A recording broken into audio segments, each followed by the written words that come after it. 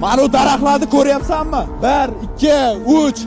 Primerna shunaqa daraxtlar yog'ochidan sen bilan menga tobut yasashyapti. 30 yil o'tadi, 50 yil o'tadi, 70 yil o'tadi. Sen bilan men yerda bo'lmaymiz. Hayotda yashamayotgan bo'lamiz, o'lgan bo'lamiz.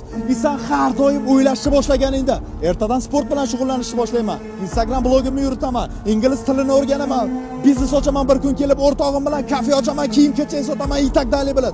Sen har doim shunaqa o'zingni ideyalaringni ertaga qoldirayotganingda, nimaga shularga bugundan harakatni boshlamaysan? Nima deb o'ylaysan? Ertaga yaxshi kun, zo'r kun bo'ladimi? Ili ertaga hammasi o'z-o'zi paydo bo'lib qoladi deb o'ylaysanmi? Qara, men senga erta nima bo'lishini aytaman. O yoqda quyosh уже ko'rinmay botishni boshladi. Quyosh botdi degani bu bo'ldi, tamom. Bugungi 24 soatlik imkoniyating havoga uchdi. Ko'tingga tiqding degani, bugun yutqizding degani.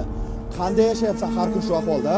Prosta men har kun o'zimga berilgan 24 soatda pizdes daxoya narsalar qilib tashayapman. Sen bilan menga bir kunda bir xilda 24 soat beriladi. No sen ularni harom foydasiz narsalarga ishlatib, Instagramda kimlardir ko'rib o'tirishga sarflayapsan. Men bo'lsa o'zimni foydam uchun ishlatyapman. Mani profilimda 6 oy ichida primerna 1000 taga yaqin reels ishlab qo'ydim. Bularning hammasi absolyutno bepul.